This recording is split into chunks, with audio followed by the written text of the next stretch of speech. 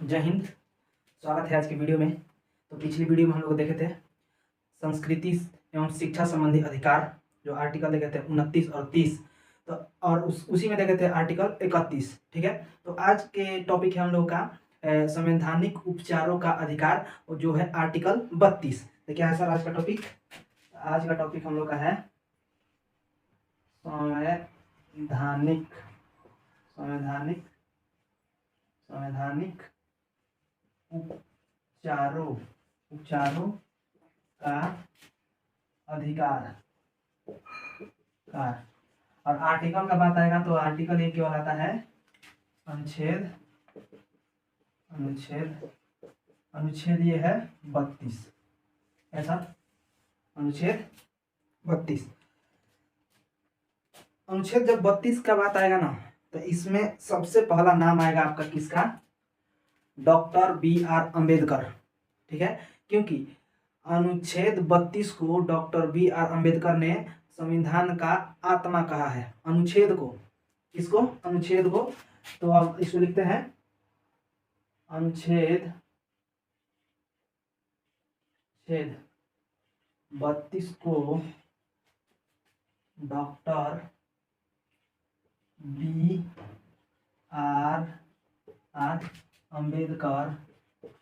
अम्बेडकर ने, अनुच्छेद 32 को डॉक्टर B. अम्बेडकर ने संविधान का आत्मा, क्या सर? आत्मा कहा है। ठीक है, अनुच्छेद 32 को संविधान की आत्मा कहा है। और अगर इसी पे बात आए, अगर कोई पूछे कि किस भाग को, संविधान में किस भाग को, तो आइए संविधान में किस भाग को संविधान का आत्मा कहा जाता है। तो इसका आंसर क्या होगा सर? तो इसका होगा प्रस्तावना। अगर आपसे अनुच्छेद पूछेगा तो अनुच्छेद 32 क्या होगा? अगर आपसे अनुच्छेद पूछे कि भारतीय संविधान के किस अनुच्छेद को, भारतीय संविधान में किस अनुच्छेद को भारतीय संविधान का आत्मा कहा जाता है, अनुच्छेद 32। अगर वही पूछे कि भारतीय संविधान में किस भाग को संविधान की आत्मा कहा जाता है, तो भाग पूछेगा तो क्या कहा जाएगा? प्रस्तावना। क्या कहा जाएगा? प्रस्तावना। अब रहा बात अनुच्छेद 32 का, तो अनुच्छेद 32 को आखिर संविधान का आत्मा क्यों कहा गया? डॉक्टर अम्बेडकर साहब ने संविधान की आत्मा क्यों कहे? अनुच्छेद 32 में इसलिए, अनुच्छेद 32 को इसलिए संविधान का आत्मा कहा है क्योंकि अनुच्छेद 32 के तहत ये आपका एक विशेष अधिकार देता है। हर भारत के नागरिक को एक विशेष अधिकार होता है कि अगर किसी भी व्यक्ति का मूल अधिकार का हनन होता है, तो ये अनुच्छेद 32 उसको ये अधिकार देता है कि बिना किसी न्यायालय में गए वो डायरेक्ट सुप्रीम कोर्ट, जो भारत का उच्च न्यायालय है, सुप्रीम कोर्ट में अपनी याचिका दायर कर सकता है, अपनी क्या कर सकता है? याचिका दायर कर सकता है अनुच्छेद 32 के तहत। इसीलिए डॉक्टर B.R. अम्बेडकर जी ने अनुच्छेद 32 को संविधान का आत्मा कहा है। क्योंकि अगर कोई भी व्यक्ति का मूल अधिकार, जैसे हो गया मूल अधिकार में आपको पढ़ा है समानता का अधिकार, स्वतंत्रता का अधिकार, ठीक है, शिक्षा का अधिकार, धार्मिक स्वतंत्रता का अधिकार। ठीक है, तो पिछली वीडियो में सबका चर्चा हम लोग किए हैं। ठीक है, तो इसमें इसीलिए कहा गया, अगर मान लीजिए अगर आपको कोई बोले कि आपको बोलने का अधिकार नहीं है, आपको घूमने का अधिकार नहीं है, तो क्यों नहीं है? क्योंकि अनुच्छेद 32 के बाद वो आपका मूल अधिकार का हनन कर रहा है। आपको मूल अधिकार दिया गया है, हर आर्टिकल में दिया गया है। आर्टिकल 19 में आपको दिया गया है बोलने का अधिकार, घूमने का अधिकार, बसने का अधिकार, व्यापार करने का अधिकार। ठीक है, और वहीं 21 में कहा गया पढ़ने का अधिकार, आपकी पर्सनल लिबर्टी का अधिकार। तो ये सब क्या है? अगर ये सब से कोई अगर आपको रोकता है, कहता है कि नहीं आप नहीं कर सकते हैं, तो ये सब क्या हुआ? आपका मूल अधिकार का हनन हुआ। ठीक है, तो अनुच्छेद 32 ये अधिकार देता है कि अगर आपका मूल अधिकार कोई भी व्यक्ति हनन करता है, या वो सरकार हो या कोई संस्था हो, कोई भी हो, अगर मूल अधिकार का आपका हनन होता है तो आप अनुच्छेद 32 का प्रयोग करके डायरेक्ट कहाँ जा सकते हैं? Supreme court. कहाँ जा सकते हैं? सुप्रीम कोर्ट, जो कहाँ है? दिल्ली में है। दिल्ली में है। अनुच्छेद 32 का प्रयोग करके आप डायरेक्ट कहाँ जा सकते हैं? Delhi, supreme court. ठीक है, अनुच्छेद 32 के तहत ही, क्या सर? अनुच्छेद 32 के तहत ही, अनुच्छेद 32 के तहत ही, क्या सर? अनुच्छेद 32 के तहत मतलब अनुच्छेद 32 का प्रयोग करके सुप्रीम कोर्ट पांच प्रकार के रिट जारी करती है। क्या सर? अनुच्छेद 32 का ही प्रयोग करके सुप्रीम कोर्ट 5 प्रकार की रिट जारी करती है। ठीक है, कितने प्रकार की सर? 5 प्रकार की। कौन कौन सी? बंदी प्रत्यक्षीकरण, पहला कौन? बंदी प्रत्यक्षीकरण, दूसरा परमादेश, कौन? दूसरा परमादेश, और तीसरा है उत्प्रेषण। क्या सर? पहला बंदी प्रत्यक्षीकरण, दूसरा परमादेश, तीसरा प्रत्यक्षीकरण। ठीक है, तो आइए मिटाकर देखते हैं सुप्रीम कोर्ट जो 5 प्रकार के रिट जारी करती है अनुच्छेद 32 के तहत, तो उसको हम ये देखते हैं। ठीक है, इसको मिटाकर आइए देखते हैं। उम्मीद करते हैं कि ये समझ गए होंगे। अनुच्छेद 32, किसी भी व्यक्ति का मूल अधिकार का अगर हनन होता है तो वो व्यक्ति अनुच्छेद 32 का प्रयोग करके डायरेक्ट सुप्रीम कोर्ट में अपना याचिका दायर कर सकता है, अपना कंप्लेन रजिस्टर कर सकता है। ठीक है, तो आइए अनुच्छेद 32 के तहत हम क्या अनुच्छेद 32 के तहत 5 प्रकार के रिट देखते हैं। तो पहला रिट क्या है, इसको लिख देते हैं। अनुच्छेद 32 के तहत सुप्रीम कोर्ट 5 प्रकार के रिट जारी करती है।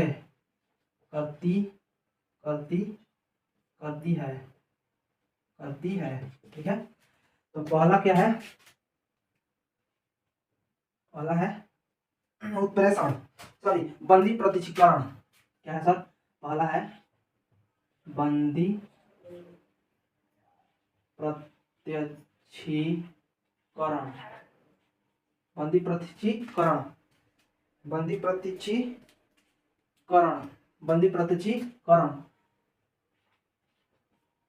इसके तहत क्या होता है?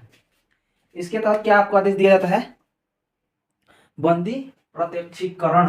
ठीक है, इसके तहत कहा गया है सशरीर प्रस्तुत करना। मतलब अगर कोई अधिकारी अगर आपको गिरफ्तार करता है, गिरफ्तारी से रिलेटेड है, अगर कोई व्यक्ति आपको गिरफ्तार करता है या बंदी बनाता है, तो उस अधिकारी को ये अधिकार दिया गया है, जो आपको ऑफिसर अगर आपको कोई गिरफ्तार करने आता है या किसी को भी गिरफ्तार करने आता है, तो उसके तहत वो अधिकार उसको दिया गया है कि आपको 24 घंटे के अंदर, कितने? 24 घंटे के अंदर उसे 24 आवर्स के अंदर उसे न्यायालय में प्रस्तुत करना होता है। क्या करना होता है? 24 घंटे के अंदर उसे न्यायालय में प्रस्तुत करना होता है। बंदी प्रत्यक्षीकरण में 24 घंटे के अंदर आपको न्यायालय में प्रस्तुत करना होता है, क्योंकि यह स्वतंत्रता संबंधित ये है, क्योंकि आपको ये अधिकार है कि आप स्वतंत्र हैं, जो मन करे वो कर सकते हैं। ठीक है, जहां मन करे वहां जा सकते हैं। ठीक है, तो इसीलिए कहा गया है कि अगर कोई भी व्यक्ति को कोई अधिकारी अगर गिरफ्तार करता है तो उसे 24 घंटे के अंदर उसे न्यायालय में ले जाया जाता है। क्या ले जाया जाता है? 24 घंटे के अंदर न्यायालय में ले जाया जाता है। ठीक है, उसके बाद आता है परमादेश। दूसरा क्या है सर? परमादेश। इसका अर्थ होता है कि हम आदेश देते हैं। क्या देते हैं? इसका अर्थ हुआ कि हम आदेश देते हैं। अगर कोई भी अधिकारी को, किसी भी अधिकारी को यह आदेश दिया जाता है, अगर कोई अधिकारी अपना काम, अपना कर्तव्य नहीं समझता है, कि किसी भी अधिकारी का कर्तव्य क्या होता है कि वो अपना ड्यूटी ईमानदारी से निभाए और जनता का कार्य करे, जनता को परेशानी ना हो किसी प्रकार का, यही ना उसका कर्तव्य है कि वो सरकार के प्रति वफादार रहे। किसी भी अधिकारी का यह कर्तव्य होता है। ठीक है, तो इसमें कहा गया है कि अगर अधिकारी को ये आदेश दिया जाता है कि वो अपने अधिकारों का पालन करे, वो अपना अधिकार समझे। ठीक है, इसमें क्या कहा गया है? समझ गए?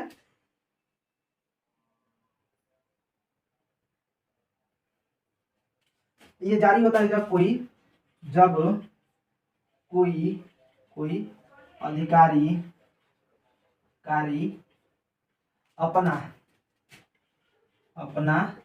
अपना कार्य अच्छे से नहीं करता है, तब यह रिट उस अधिकारी पर लगाया जाता है। ठीक है, परमादेश का मतलब क्या होगा कि हम आदेश देते हैं जब कोई अधिकारी अपना कर्तव्य अच्छे ढंग से नहीं करे, अपना ड्यूटी अच्छे तरह से नहीं निभाए, तो उस अधिकारी पर ये लगाया जाता है। क्या लगाया जाता है? परमादेश। क्या लगाया जाता है सर? परमादेश। इसका अगला टॉपिक क्या है? अब इसके आगे है तीसरा, उत्प्रेषण। क्या है सर? उत्प्रेषण। उत्प्रेषण का मतलब होता है प्रमाणित करना। क्या होता है सर? उत्प्रेषण का मतलब होता है प्रमाणित करना। इसमें कहा गया है अगर न्यायालय अपने नियम के विरुद्ध कोई फैसला सुनाती है या अपने अधिकार के विपरीत, जो उसका अधिकार नहीं है उसके विपरीत कोई फैसला सुनाती है, तो ऊपरी न्यायालय माने मान लीजिए अगर कोई डिस्ट्रिक्ट न्यायालय जिला कार्यालय कोई सुनाती है फैसला, डिस्ट्रिक्ट न्यायालय कोई फैसला सुनाती है जो उसके अधिकार के अंदर नहीं आता है, तो क्या करेगी? तब उसके आपको हाई कोर्ट क्या करेगी? उस पर ये रिट जारी करेगी। तो इसमें यही कहा गया है कि अगर कोई न्यायालय अपने नियम के विरुद्ध कोई कार्य करता है तो उस न्यायालय पर ऊपरी न्यायालय द्वारा ये उत्प्रेषण रिट जारी किया जाता है। तो समझ गया? क्या कहा है? यदि यदि यदि न्यायालय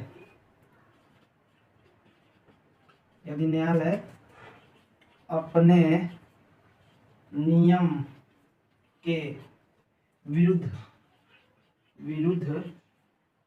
कोई फैसला देती है तो उस न्यायालय पर ऊपरी न्यायालय, जो अगर कोई डिस्ट्रिक्ट न्यायालय फैसला सुनाती है तो उसके ऊपर कौन न्यायालय है? तो हाई कोर्ट है। तो ऊपरी न्यायालय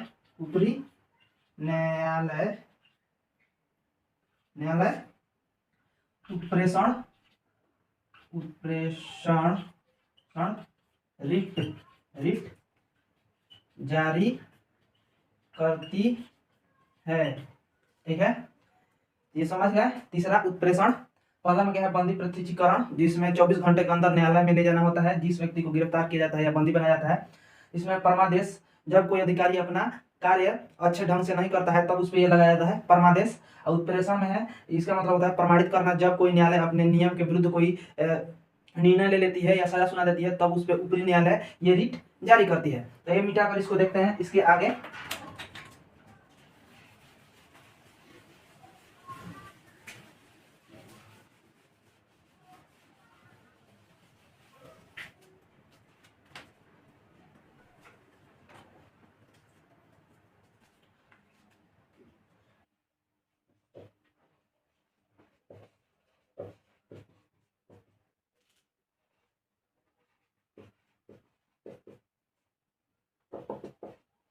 अधिकार परीक्षा।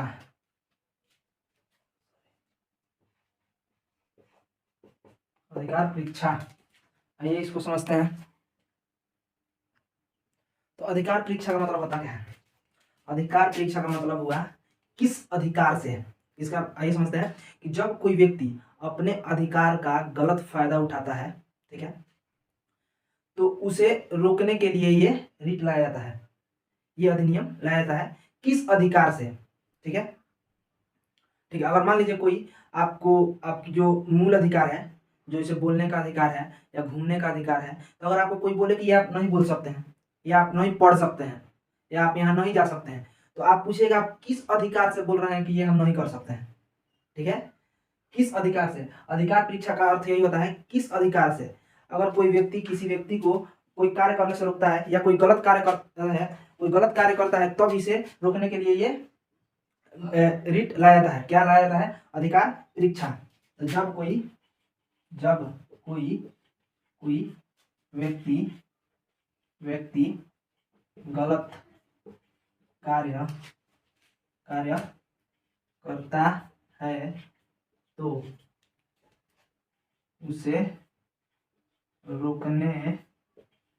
उसे रोकने के लिए अधिकार परीक्षा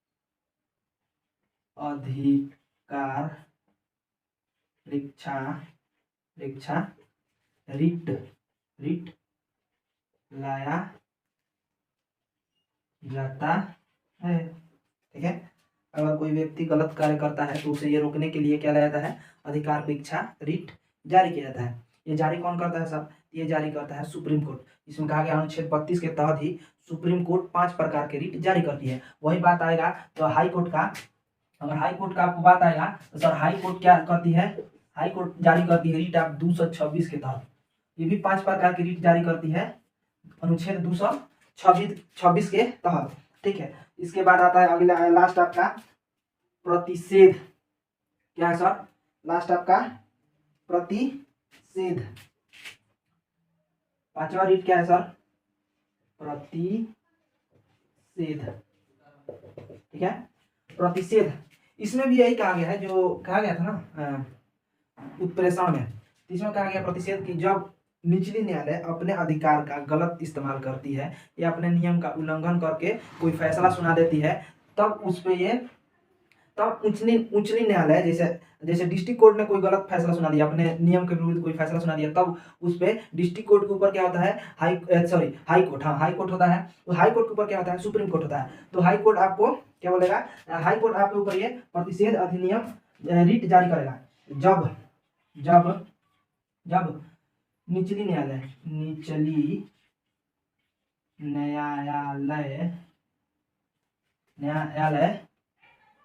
अपने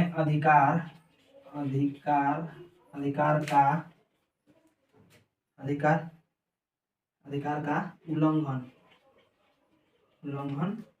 या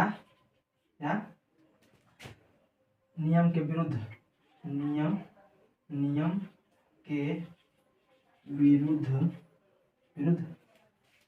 फैसला सुनाती है, तो उच्चली न्यायालय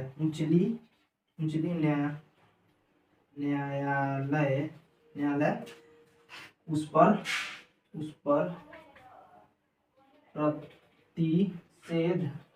प्रतिषेध रिट जारी करती है, ठीक है सर। तो आज हम लोग देखेंगे संवैधानिक उपचारों का अधिकार अनुच्छेद 32। तो अनुच्छेद 32 को संविधान की आत्मा किसने कहा था, डॉक्टर बी आर अम्बेडकर, ठीक है। और किस भाग को संविधान की आत्मा कहा जाता है, तो प्रस्तावना।